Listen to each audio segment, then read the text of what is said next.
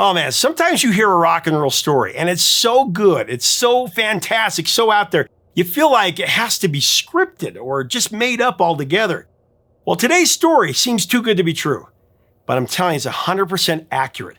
It's the story of a hardworking bar band who paid their dues for years. They played 3 gigs a night most nights. Well, they caught a lucky break when a producer wanted to use their music for a big Hollywood movie. But when the movie opened, it completely flopped. It was a failure. The band moved on after the disappointment. They wondered if they'd ever get another shot. Now, a year later, they were still struggling. But the singer got a call from his manager, and he told them the year-old failed record, the movie soundtrack, had just sold 25,000 copies overnight. This failed 80s movie found new life on cable TV, and it sent the record to the top of the charts.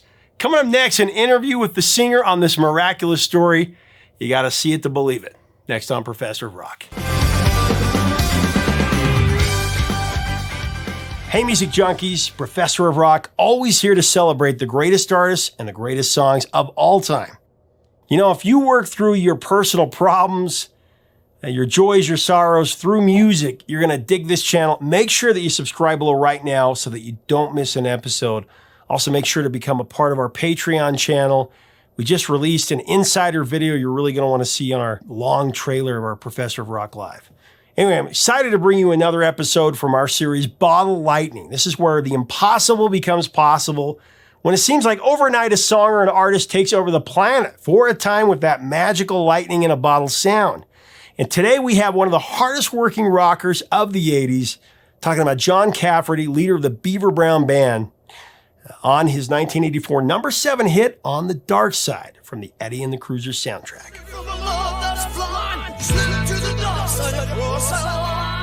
Cafferty has one of the most amazing bottle lightning / comeback stories of the decade.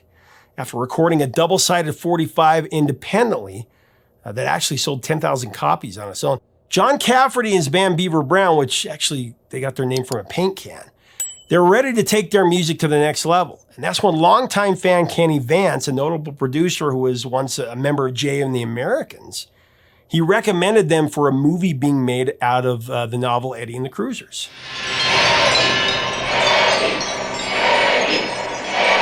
This is an amazing story of how a singer and his band paid their dues and got a shot at the title only to falter and then rise from the ashes to take over the charts. And it couldn't happen to a nicer guy. Great voice. I'm going to let him tell you the rest. Well, in 1983, Eddie and the Cruisers, based on the book by P.F. Kluge, Eddie Wilson, which is kind of a James Dean-like musician who disappeared, and the film and the book were great, but I know that they needed a great soundtrack, and they didn't have any songs, or they had kind of some ideas for songs, but Kenny had seen you guys play in New York, and I read that director Martin Davidson, he said that the Cruisers were like Dion and the Belmonts, or Jim Morrison, the Doors, and Bruce Springsteen, the E Street Band, and he wanted a band that could encompass all three, pretty tall order, and that's where he had the idea of you guys, because he saw you in New York and shared an early version of the film with you. Well, as legend has it, I mean, I'm not sure how true it is, but I've heard the legend that Kenny was walking down Bleecker Street in Greenwich Village one night. Kenny's from New York, so he's walking down Bleecker Street, and there's this little bar called the Bitter End, where Bob Dylan used to play, among others, Say No More. And it's down in the basement, and little steps that go down. And we heard the sound of the saxophone, the pianos, and the drums, and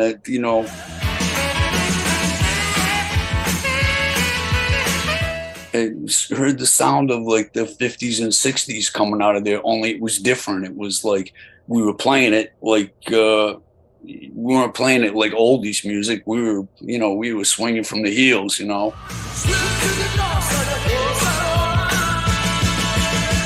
said, "What's going on here? This sounds pretty good." So he came and he watched us, and I never even knew he was there. I mean, he came and watched us, and then he left.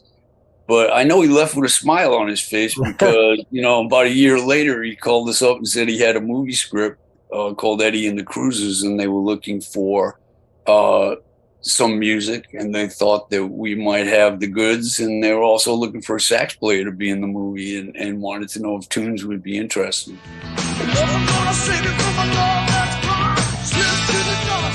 And Tunes literally ran down there from New Bedford, Massachusetts. I don't even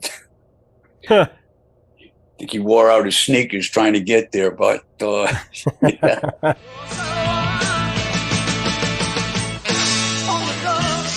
Kenny gave me a script, and in the script there was a title called On the Darkside.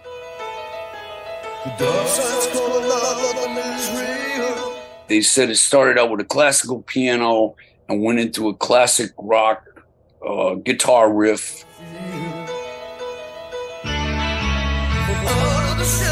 It was poetic in nature, and by the way, it's a big hit record. It's like, so I mean, we no big deal there. Yeah, yeah. No challenge. I mean, even if you got the first two right, to have it be a big hit record, whether in fiction or reality, was hard to do. But we wrote this little sketch. I had a song that I was working on that had the classic guitar riff in it, that I used, and we had an older song that we were doing that had a similar piano part to it that Kenny thought we could adapt, and I wrote down a verse.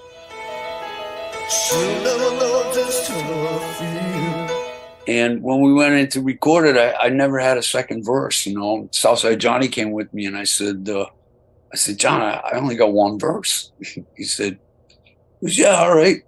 I said, what do you mean, all right? I said, I've been trying to write a second verse like the whole ride down here, and I just can't come up with anything. He's going, go sing the same verse twice. I said, really? He goes, yeah, sing it over the slow part and then sing it over the fast part.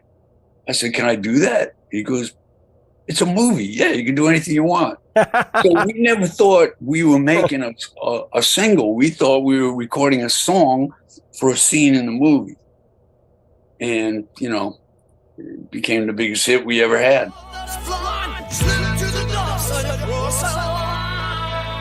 You're used to writing for the bar crowd, and there's a different approach that you took for the film. On the Darkside, of course, kind of an example of that, but I mean, it's so massive. Went to number 7 on the Billboard Hot 100, and this is without really any promotion. I mean, the movie had failed. In 83, when it was first released, it was number 64. Then it hits number 7 in 84 after the movie's on HBO, and hits number 1 on the rock chart for 5 weeks.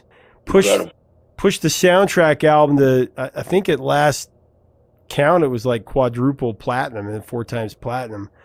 And like you said, the opening cymbals and that piano figure, the da-na-na-na-na-na.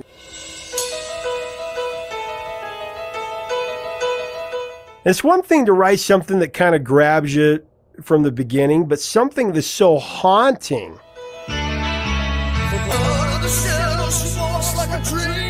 There were so many great hits in the 80s, but every now and again you would hear a song that would just grab your ear and not let go. That's how that song is, and it packs an emotional punch to the gut. And I know that it was kind of an anthem. I know Mitch Ryder was on your mind, that Detroit Will sensibility. Oh yeah, absolutely. Absolutely.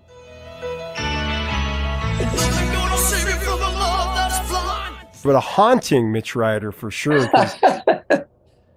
It was a mysterious song, man. The school that we came from, that we're still in, the school of music. It's sort of like a blues tradition, early rock and roll tradition.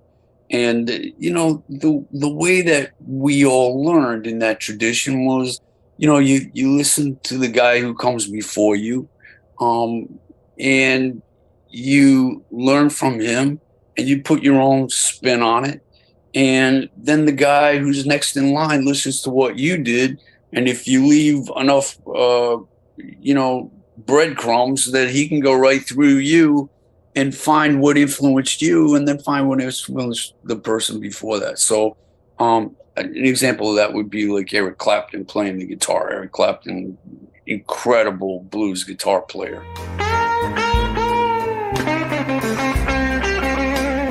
Incredible rock guitar player. But what he was playing, he learned from a lot of, a lot of B.B. King, Freddie King, Albert King, sort of old blues records, and left the trail that led guys like me and my friends. We were going, man, where did you learn that?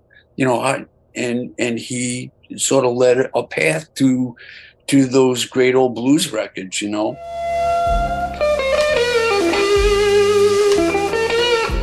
It's a sort of pass the baton sort of, school of music,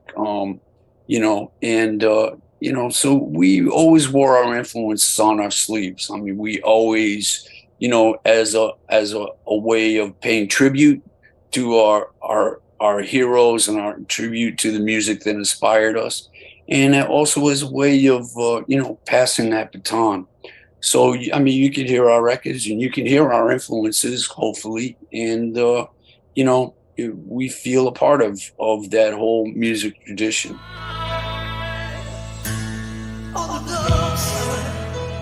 Kenny told the director, Davidson, that, look, I've got this band. Let me record them.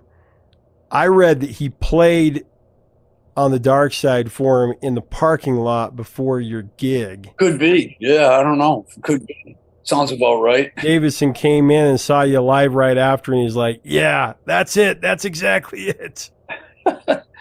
Yeah, they came to a place called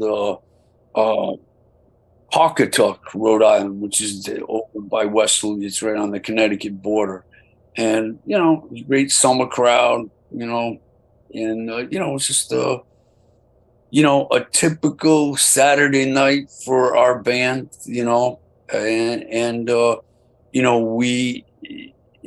didn't have all the songs for the movie, but I had finished On the Darkside, or at least a version of it. And Marty Davidson brought all the actors up, Tom Berenger and Michael Pare and Ellen Barkin, and brought them all up to the club and to watch us, to see what we were doing. And the audience was going crazy. I mean, we were doing this song called Rock and Roll Shoes, this whole Chuck Willis song. Hang up my rock and roll shoes. We did Run Around Sue by Dion and the Belmonts. I'll keep away from a run around Sue, yeah. And he was watching the crowd reaction and wanted the crowd to be reacting that way in the film.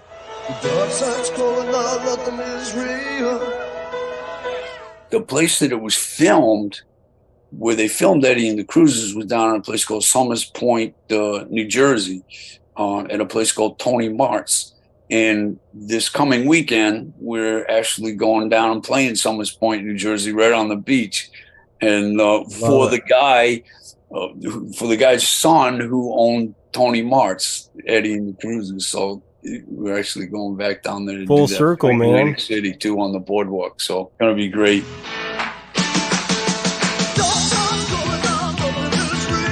Like you said, I only had the one verse. I love that story about what you said to Southside Johnny, but sometimes it only needs one verse. I mean, it's a unique song structure.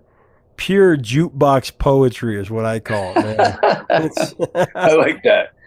Darkside's calling now. Nothing is real. She'll never know just how I feel. She'll never know just how I feel. From out of the shadows, she walks like a dream. Oh, I love that line.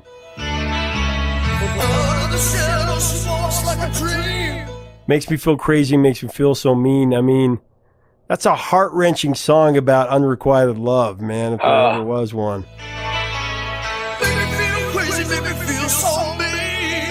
I didn't really know what On the Darkside was. It was a title that I had to use. And I said, do I have to use that? And they said, well, yeah, because we already shot a bunch of scenes and they're talking about this big hit record called On the Darkside. And I'm going, oh, man. So there's one scene in the movie where Tom Berenger is playing the piano in the bar, and the girl in the band walks in, and you know, she's obviously the girlfriend of the lead singer, and you know, the piano player's got the hearts for her, but he knows that, you know, she'll never be his. And you know, so I just described that scene, you know, from out of the shadows, she walks like a dream, you know, so she came walking into the scene. And, you know, I just described what he might be feeling.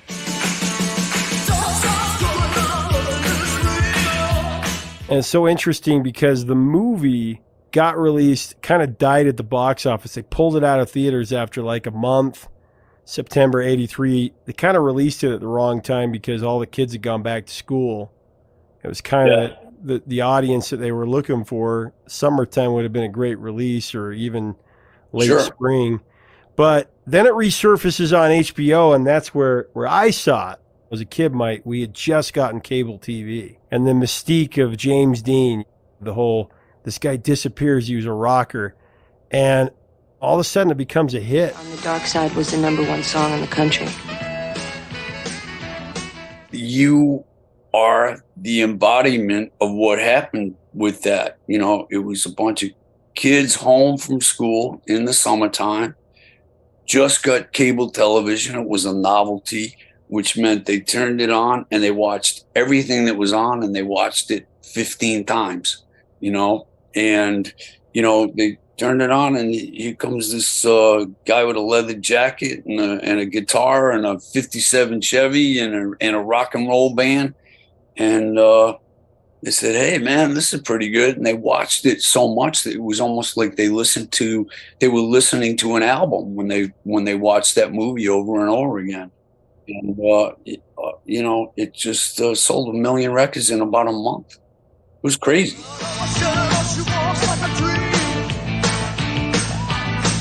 My own personal experience on that is I loved it. The song came on the radio, and I told my dad, "I love this song, turn this up." My dad had already bought the record for himself because he loved it. How about that? And my birthday was like a week later, so he took his copy and gave it to me for my birthday. Nice. And it was just that connection between me and my dad, because we didn't really see eye to eye on much else. We didn't have much in common but music. Nice. And that was enough to be such a huge bond. And he passed away a few years back from a stroke. Oh, sorry to hear. Oh, thank you. But it's such a cool story of how that happens. Like Bottle of Lightning. We have a show that we call Bottle of Lightning, lightning in a bottle. That's exactly what this was, man. Well, you know, I was talking to a friend the other day, you know, and you're talking about these old records that, you know, we discover, like, you know, 30, 40, 50 years after they were recorded, you know, and it's lightning in a bottle, like magic intact, you know, just as powerful, soulful, inspirational as it was the day that it was recorded. You know, it's just, that's one of the beautiful things about, you know, this business that we're in, is that we get to, you know, preserve these magic moments.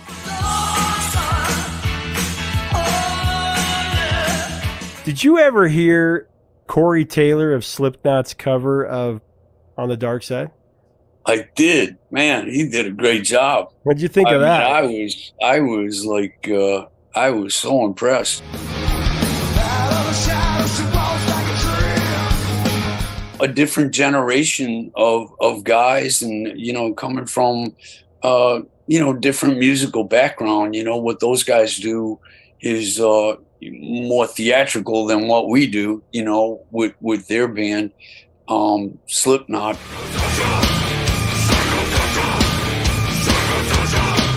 He did great. The band played great. Boy, I tell you, I was really impressed with it. I don't know him, you know, but one of these days I'm sure our paths will cross, like we all do. You know, that's it right. can be a small world, this business of music, and eventually, you know, you get to shake hands with just about everybody.